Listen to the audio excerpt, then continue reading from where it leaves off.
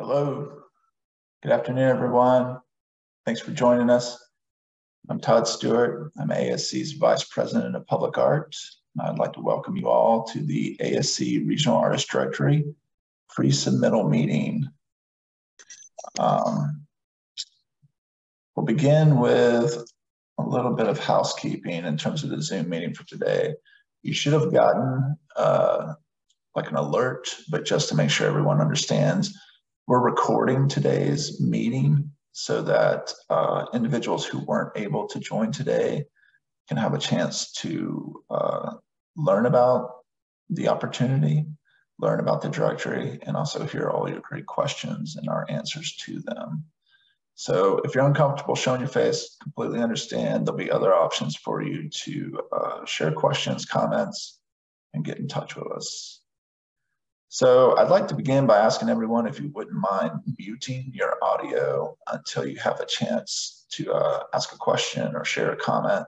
This will just allow us to speak clearly and be heard clearly and reduce any background noise. You can do that by clicking on the microphone icon to either unmute or mute yourself when you would like to speak. If you would like to get my attention or my colleague Randella Foster's attention, please feel free to use the reactions icon. You can click on that and there's an option to raise your hand digitally, and that'll prompt us to call on you for your question or comment. The chat function is also super helpful. That's the little speech bubble icon, and that will allow you to type in a question to everyone or directly to myself or Randella. This will help you, keep your question fresh in mind and everyone's mind as we're progressing with the presentation so that we can come back to it later. All right, so first a little bit about ASC. The Arts and Science Council administers the public art programs for Mecklenburg County, the City of Charlotte, and the Charlotte Douglas International Airport. We've been involved in public art management since 1992. And then in 2002 and 2003, respectively, Mecklenburg County and the City of Charlotte adopted 1% for art ordinances. Each of these ordinances makes up to 1% of the cost of construction on eligible capital improvement project funds, allocates those funds towards the creation of public art. ASC administers this program by facilitating planning, artist selection, contracting with the commissioned artist, community engagement, dialoguing and working with the communities, specifically in the neighborhoods where the artwork's going, and then the facilitation, fabrication, and installation of the work once it's designed by the artist or artist teams. To date, we've completed 184 projects, and the map that you'll see to your right, although a bit outdated, gives you a good reference of how this is spread throughout Mecklenburg County. So county public art projects are in blue, city projects are in red, and from time to time we do take on commissions for private public art, and that's all the green dots that you'll see there.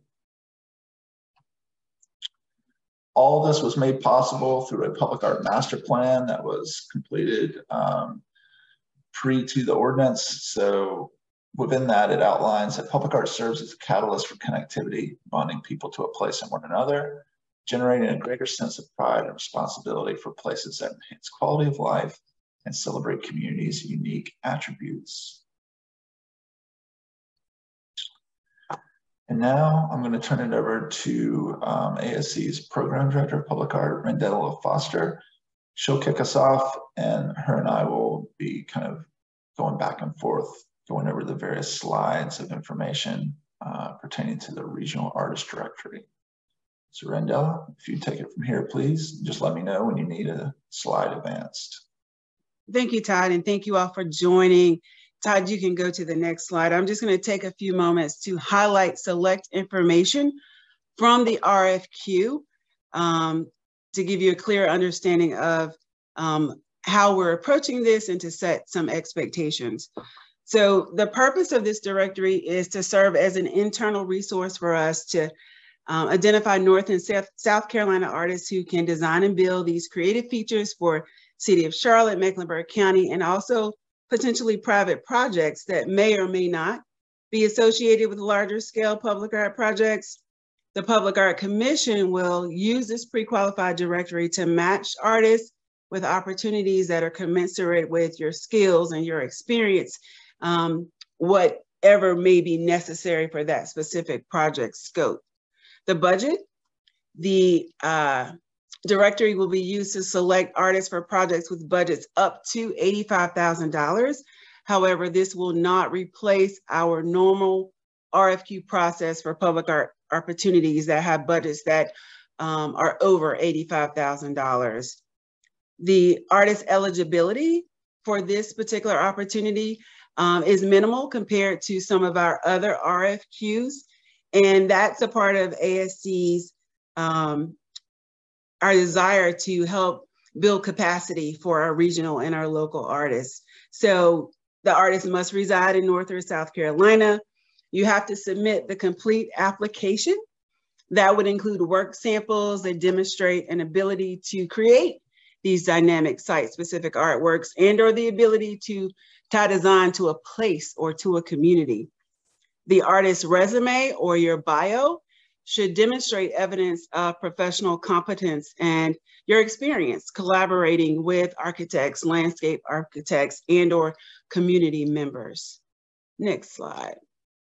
So the following materials are what we require you to upload to SlideRoom. It actually will not let you move forward in the process until you've uploaded them.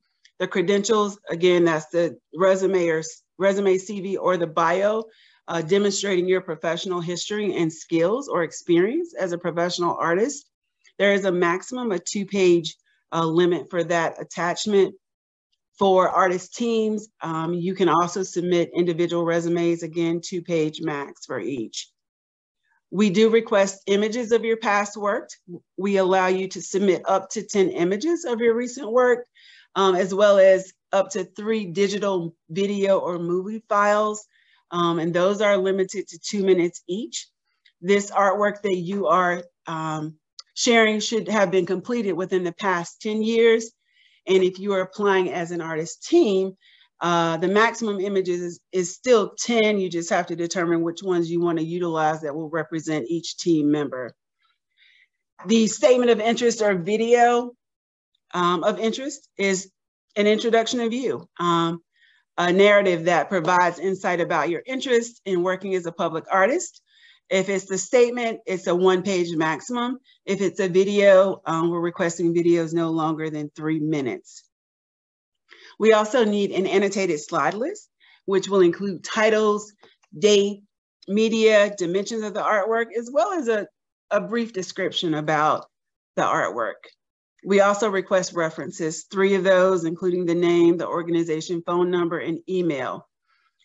As part of our capacity building, we are also offering the opportunity for you to submit your information to me in the form of a PDF file prior to you submitting in SlideRoom. Once you submit in SlideRoom, it's too late. You can send it to me by November 18th, and I will review the information. Todd and I will take a look, see if you're missing anything that's required, offer any feedback we think may help improve your application. Again, November 18th is that deadline. Mark your calendars, because I'll be out for Thanksgiving next week, so you got to get it in. Next slide. So a little about the approach for how we select the artists. So there's a selection panel of local arts professionals and community stakeholders that are appointed by ASC with oversight by the Public Art Commission. This panel reviews all the eligible artist applications to create this pre-qualified directory of artists and artist teams. Those who are accepted into the directory will be notified by ASC in writing. We'll then use that directory to make recommendations to the Public Art Commission as far as matching artists to specific opportunities on a project-by-project basis. The evaluation criteria that we are referencing is originality and creativity of past work, exemplary technical competence and comparable scale of past work, professional qualifications and experience, consistent quality and production of artwork. And the schedule.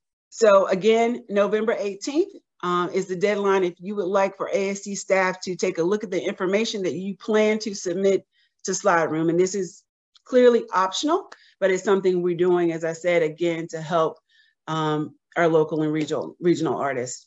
December 5th at 11:59 p.m. Eastern Daylight Time is the absolute last date to submit your application to SlideRoom. January of 2023 is when we will convene the artist selection panel and to determine who has been selected for the directory, and we'll also send those notifications. And in February, we will begin commissions for specific projects as needed. That's an as needed basis. Again, the application information where you submit, ascslideroom.com, all of this is found in the RFQ. There is help for technical issues that you may have with SlideRoom. Todd and I, we know a little bit about technology, but we can't help you with those. So SlideRoom can, however, it is email only during the hours of Monday through Friday, 8 to 6 Eastern Standard Time.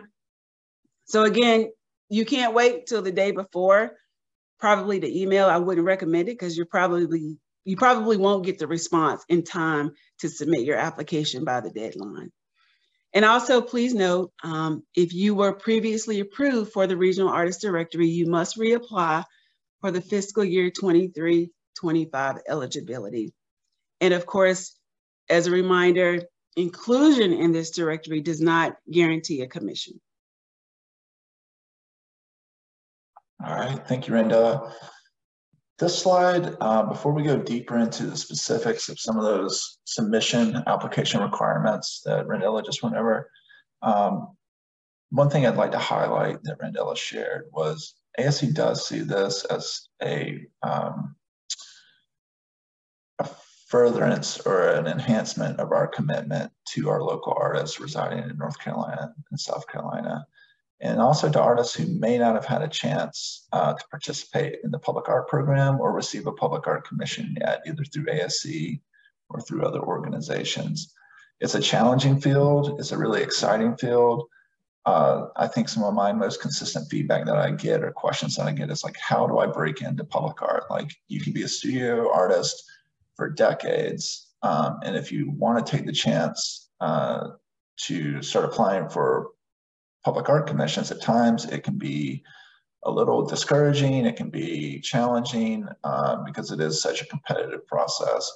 So we really hope this directory will serve as kind of a launch pad or a stepping stone for people to get their first commission. Having a public art project on your resume in your portfolio is not a prerequisite. And knowing that, I would like to highlight a couple of things that kind of differentiate public art from a studio practice.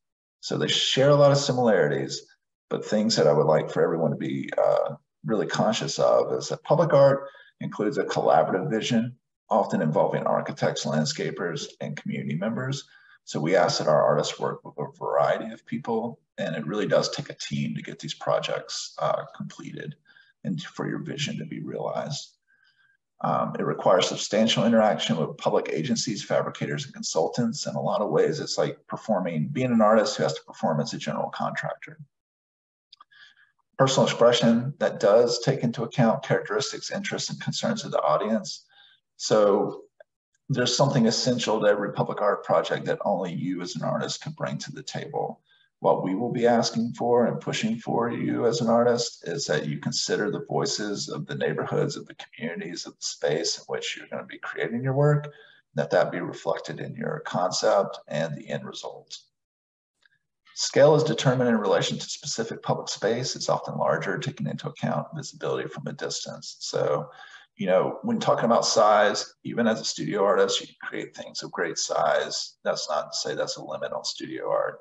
But with scale, we're often working at an architectural scale where the artwork has to compete with a lot of space around it. If it's exterior, maybe it's placed up against a building and it has like that scale to consider.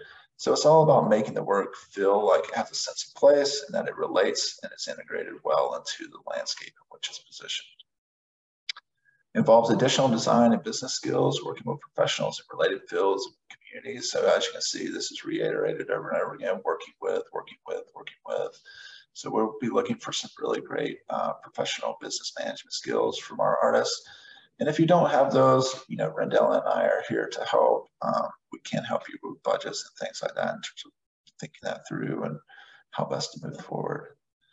And then last, public art necessitates careful attention to and knowledge of various materials and constructions in order to address location safety in high traffic conditions. So there's a lot of requirements put on a piece of public artwork and on public artists as creators of those artworks. You know, stuff that, you know, you wouldn't normally have to think about in terms of creating an art, in terms of ADA accessibility or safety in terms of a streetscape and motorist safety if someone were to collide with your sculpture or artwork. You know, just, it really does run the gamut. I will say that no one project is similar to all the others. Each is its own unique thing. And ASC is here to work with our artists to jump over all these hurdles as they come. And on to the next slide, if I can get my own stuff to work. There we go. Rendella, would you mind going over the budget? Sure. And so amongst the differences that Todd shared about studio art and public art, there's some differences in the way that you would configure your budget. And so this is a sample public art budget for an $85,000 project. Just a quick breakdown. And this is just a standard, like there are deviations to this just depending upon projects, but this is just a standard. You're going to pay yourself for your design and your management of the project. That's typically at 15%. For this particular budget, that would give you a little over $12,000 that is paid to you. The fabrication of the artwork usually is the bulk of the cost. And that's usually around 45%. You know, it can be paid to a fabricator, and then some artists are able to complete their own fabrication or a combination thereof. And, you know, some of that funding would go back to them as well. Installation, usually about 20%. That's everything that's associated with you installing that artwork, the site prep, the transportation, the installation. If there's lighting, that's also included. We also require insurance to be executed at the time of the contract, and that's general liability and fine arts. It's insurance that you must maintain throughout the life of the project until we are installed and the artwork is accepted into the collection by the final acceptance into the collection of the stakeholder by the Public Art Commission. At that time, the title is transferred to that stakeholder as well, and you can cancel the insurance. Artist travel, you may have to travel for site visits, design team meetings, presentations to community, and also during the installation, depending upon how long it is, you may also have to have lodging in addition to that. We also require a contingency within the contract, within the budget. 10% is what we recommend. That's just for unforeseen things that are guaranteed to happen, whether it be an increase in material costs, which we have seen greatly over the last few years, or just something unexpected that you've determined that is needed for the project. But again, this is just a general budget, standard budget that can be tweaked as needed per project. Right, and before we move on, I'd like to just emphasize that too. The contingency is incredibly important because these budgets that we work with, like say we have an $85,000 budget, that's really firm. It's through the 1% for art ordinance, so that's what's given to us up front. We don't really have a chance to go back and request more money if at the end of the day, we've run out of funds when it comes time for installation. So what I've been encouraging artists to do is to kind of pad the numbers when you're presenting budgets, specifically when it comes to materials, fabrication, and installation. You may want to do separate contingencies for each of those. That way, as Rendell said, you just have some guarantees put in place because it's not an if, it's a when it happens, something comes up that neither ASC or the artists were considering. All right, again, so, you know, a persistent reminder throughout the presentation, start early, don't wait until the deadline to apply. So you will hear that a few more times. So just a little more details on the letter of interest or the video of interest. Again, really important. This is your introduction to the panel. You won't get to meet them in person, but all of them will go through your application, and they're going to start with your introduction, you expressing interest in the opportunity, you expressing your interest as an artist, an opportunity here for you to mention anything relevant, any works that you've done before, projects you've done before that have worked with public art or worked with community, because community is essential, as Todd mentioned, in our processes, and draw those connections from those experiences to this opportunity. Also, potentially discuss your process for conceptual development, designing and fabricating your work in general. Answer some questions as to whether your work is site specific, and provide examples, again, making those connections for the panel. If you're comfortable involving communities in your artistic process, and if you have done that, provide examples, reference those so that the panelists are able to go back and make those connections. Indicate ways a viewer may experience your work up close and from a distance. Most times public art can be really large scale, but then there's an opportunity to engage with it up close as well. Close with why you think you would be a good selection for this opportunity, which is to be a part of the Regional Artist Directory. We have really good examples. Stacy Utley, who was the artist for the 5 Points Plaza, he gave us permission to share his statement of interest. I know this writing is really small, and I'm more than happy to email that out to you. He's given us permission again to share. And he hits a lot on those points that I shared with you before. Things to include, things to like really pull the panel in to help them make connections between your experiences and what you have to offer for these potentially new opportunities. Next slide. The CV, resume, or bio. So sometimes folks are confused and they submit both. We don't need both. You can just do one. A resume is going to include all art-related work experience, starting with your most recent. A biography is going to consist of art-related work experience you want to highlight.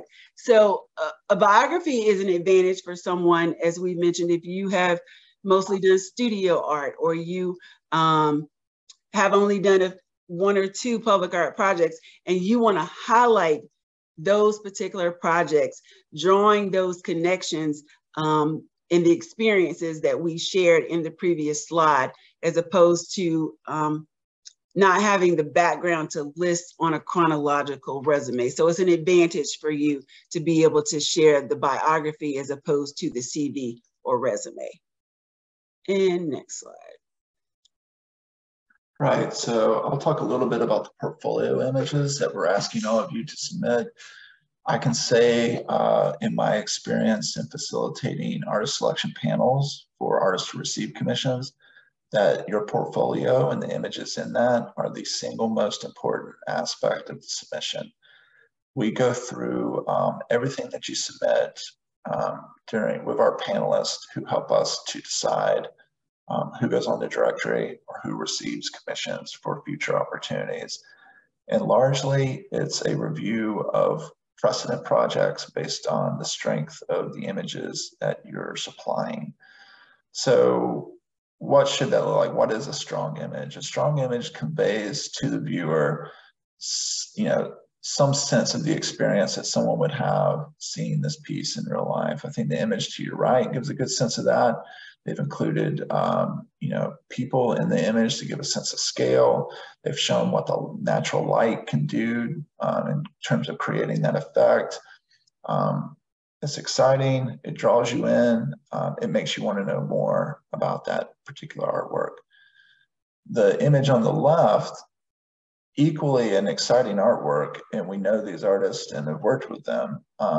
But the one criticism I would have of this, and I've shared with them before, is they do what we call composite images. So the border that you see surrounding this image of these two columns to enter this park, those are actually images of a number of ceramic tiles that were inset into the sidewalk throughout that park as well.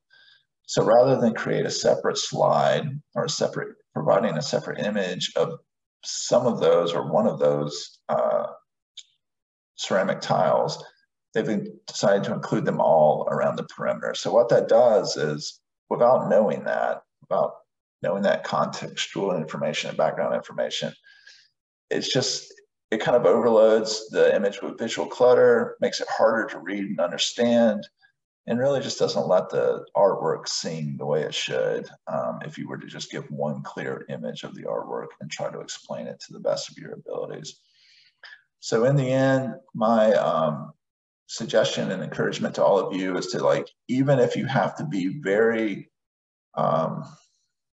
strenuous in how you're editing down your portfolio, to just show us the works that you really want to from that 8 out of 10 projects. If you need to show, if it's a sculpture or a mural and you need to show multiple perspectives or details of that work, I would emphasize, if it's an important enough project, artwork, doing that in an additional image rather than trying to combine them all in one image, thinking that you'll get more out of the 8 to 10 images that we allow. And then a little bit about the image annotations. So this should accompany your portfolio images, your submissions. And really it's just giving us the background information for what we're looking at. So, an example of that, and you can kind of include the information you want yourself: title of the work, the year, the media or materials it's made out of, the size and dimensions of the work. You can provide the location of it. That can be as general or as specific as you want. The commissioning agent, if it was a private, owner, or if it was like similar to Arts and Science Council, if there was a commissioning agent, that's often good to know. And then a very brief, no more than 1 or 2 sentences kind of description of the artwork that we're looking at. The only other item that I would add on here that could be helpful would be a budget. Often we're asked, okay, well, we really like what we're seeing, but what does some of this cost comparative to the budgets that we have to work with for specific opportunities?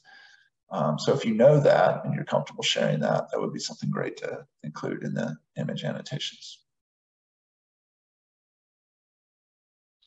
Okay, and so back to references. I know I mentioned those earlier, but I got to come back to references. Really important, because we will check references for those who have been accepted into the directory. And if you are a potential for one of the projects that come up, we will check references. So just in my experience, checking references is a couple of things, and you probably say, that's, I already know that, but I found that it hasn't been the case, that you need to make sure that your references and you have the same perspective about how the project went as far as milestones and success and impact of the artwork. Sometimes it doesn't align. And so I want to give you the opportunity to put your best foot forward. So I'd have a conversation with that particular reference that you want to use. And first of all, make sure your thoughts align with how successful the project was. And then of course, secure their permission to use them as a reference. And the other thing is, if you have references that you've had for a really long time, before you submit them, verify that their information is still the same. A lot of folks I found in checking references, they're no longer with an organization. We don't have emails and phone numbers. And it just, adds a lot of extra research to us trying to figure out how to get in contact with folks. So that's really important, references. Next slide. All right. Are you coming to this one, or am I, Rendell? I'm getting out of order. We're good. Go ahead and take it. You can take it. So that kind of covers a lot of the Regional Artist Directory. The next couple of slides are information that just kind of pertain to all ASC public art commissions and projects. You've heard it said throughout the presentation, and I'm going to underline it here, like community engagement or dialoguing and working with communities throughout the projects is crucial, and it's an essential part of ASC's process in terms of not just helping our artists to grow and develop their ideas and their visions for the artwork, but also to inform the community members of what to expect to make sure their voice is heard and considered within the process. So this is not limited to these three options, but these are three ways in which we feel most effectively we've been able to involve community members in our public art process. The first is for them to serve as representatives and participate on our selection panels. So an artist selection panel is a group of individuals, some from art and design professional backgrounds, some as community representatives, some as stakeholders that ASC and the Public Art Commission bring together to help us with our selection of commission artists. Those panels make recommendations to the Public Art Commission, who is our oversight board, and they're the ones that formally accept the artists for the projects. Throughout the process, artists dialogue with communities, often multiple communities, ensuring that our work is created with the community's voice in mind. This is something that ASC will help any commissioned artist facilitate. We just need to know how they want to approach the communities and what input or what information they're looking to gather from such meetings. And then Rendella and I are usually able to help facilitate it from there. And then there's a lot of other ways beyond just kind of like a artist presentation or kind of like a forum or a charrette that can work. So artists can lead workshops, either in person or virtual. They have conducted surveys with some success if you want really targeted information or feedback on a specific part of your design. Presentations and lectures are always helpful, as well as talks and dedications, which usually come towards the end or even after a project's been installed. And then a little bit, we mentioned this also, so requests for qualifications and requests for proposals. Up until 2020, when we released the first Regional Artist Directory call, this was ASC's primary way of selecting artists for commissions, and mainly through requests for qualifications. The reason being, we want the artists to really showcase who they are and what they could bring to, or really kind of provide to a project. Without any kind of preconceived notions of like, oh, I get the scope of what I want to do and I have this one thing in mind before you even talk to any stakeholders, architects, or community members. So we feel it really helps us to provide a more nuanced project to our stakeholders, to our clients, to our communities, when you're able to work in dialogue with them and develop that through that process. So you will see, I think we have one RFQ out now. It's for the Charlotte Douglas International Airport's Concourse D arrival wall, and there's a pre-submittal meeting for it on November 15th at 6 p.m. So you'll see this from time to time on our call for artists page of our website. And that's still going to be an ongoing way. And this is just the Regional Artist Directory, as Rendella said earlier, is really for projects $85,000 and less. But these larger projects will still be doing RFQs and sometimes RFPs. I mentioned the Public Art Commission a few times in this presentation. That's a community board. It's a volunteer community board. And it's comprised of 9 members, 3 of which are appointed by the City of Charlotte, 3 by Mecklenburg County, and then ASC gets to appoint 3 ourselves. And their role is to oversee the artist selection and approve project design phases for the public art program. So those phases are concept design, schematic design, and final design. So that's all the design work as an artist you need to do before we give you notice to proceed with actually fabricating or building a work. Then artist selection panels are chaired by a Public Art Commission member and comprised of artists and design professionals and community stakeholders. And they're responsible for selecting 3 to 5 finalists from eligible applicants. And then those finalists are interviewed, and then a recommendation is made to the Public Art Commission for a commissioned artist and an artist alternate. And similarly to how you will be evaluated, artists for our RFQs are the criteria that we look, the lens in which we look through all those with is originality and creativity of past work, exemplary technical competence and comparable scale of past work, professional qualifications and experience, and consistent quality and production of artwork. So for further information, either about ASC, the Public Art Program, or the Regional Artist Directory, or other upcoming calls that you may see, please feel free, do not hesitate to reach out to myself, Todd Stewart, or to Rendella. Our contact information is listed there. You can also visit ASC's website at www.artsandscience.org. Lots of great features there, not just about the public art program, but about our grants and services, culture blocks, different ways in which ASC is impacting the cultural community of Charlotte. Specifically to public art, we do have our own pull down on the website. That's at artsandscience.org, public art. And also under there, you can find a specific page that lists all our current open calls to artists. You'll find the Regional Artist Directory there, as well as that Concourse D Charlotte Airport opportunity I just mentioned. And if you feel so inclined, I'd love to see you all follow us on Facebook and Instagram at ASC Charlotte, and you'll get regular updates on the work we're doing in the community there. So any questions? And I'm going to leave my presentation up so that we can travel back to any images or text that we specifically want to look.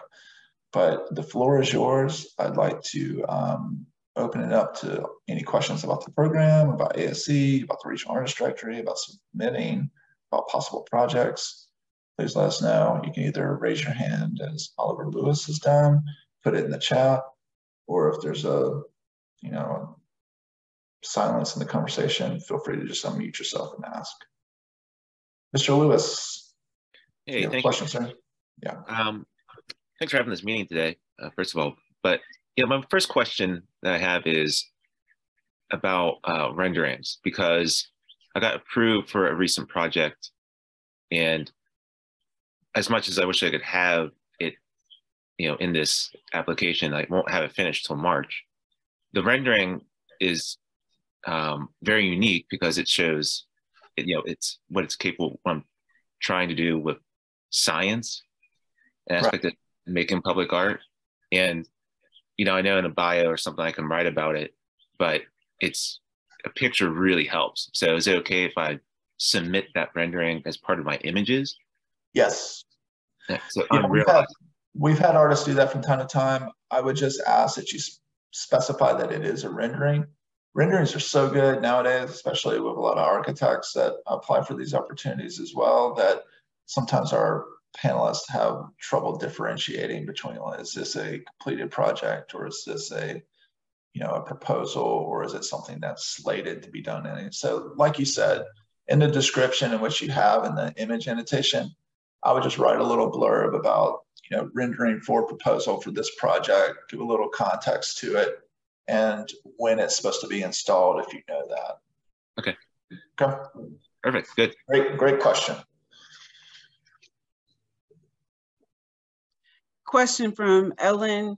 Is this the only process to have your work considered to be included in public government buildings or offices? So through ASC, yes. This is, not the Regional Artist Directory, but either the Regional Artist Directory RFQs, RFPs through our 1% for Art ordinance. That is the mechanism, the system through which you can get commissions.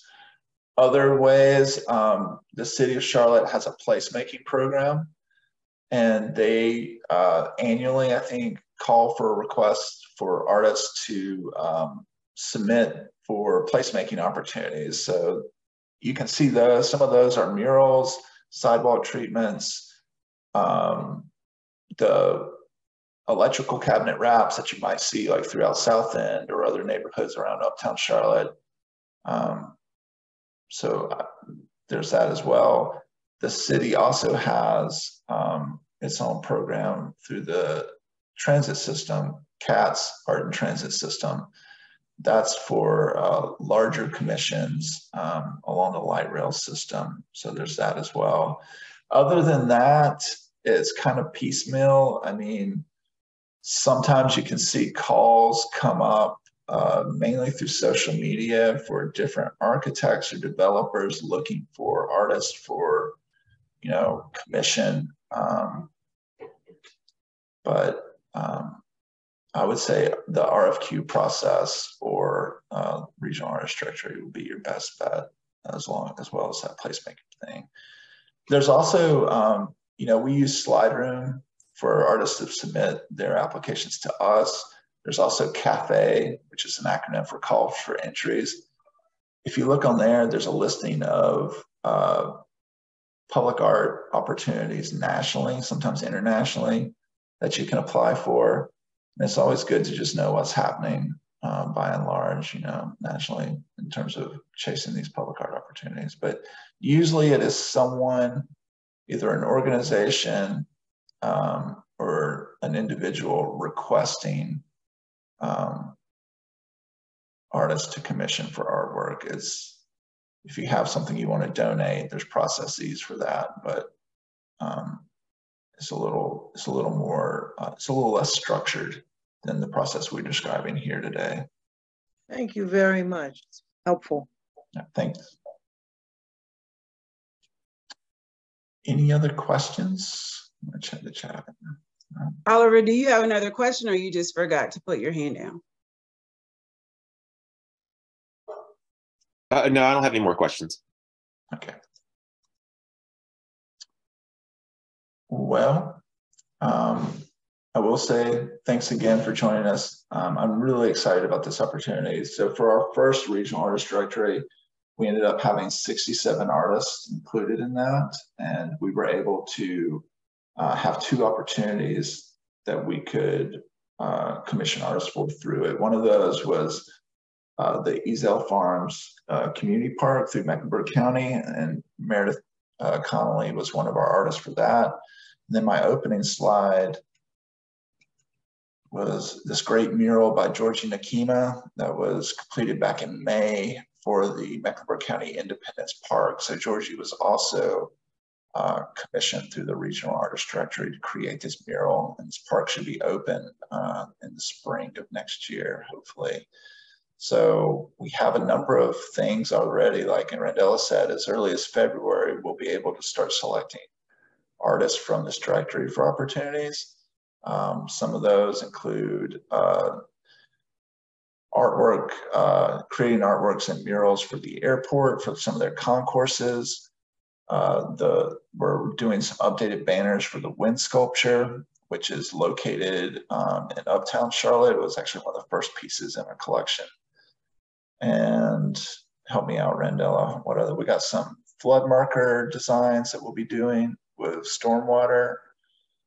And Firehouse 30 on Beam Road. And some larger projects. We do a lot through our firehouse and police stations, and their budgets usually fall $85,000 and under, but closer to 85,000. So those will be some exciting opportunities too. So South Park Loop. Did you mention South Park Loop? Did not. And then a project at the South Park Loop through the city of Charlotte, South Park. So those are just the ones we know now. I'm sure some others will come up. And yeah, I would strongly encourage you all to apply. It should be a great opportunity. If you have any further questions, please feel free to reach out to me. I'll be glad to answer them either by email or if we need to over the phone. I'm sure Randella will as well. And as Randella reminded us throughout the presentation, please don't forget our deadline of December 5th at 11:59 p.m. And if you want to have Randella and myself review your application before submitting, that needs to be sent to us by November 18th as a PDF. All right. If there's no further questions or comments, thank you all. Thank you very much. Yep. Have a good week.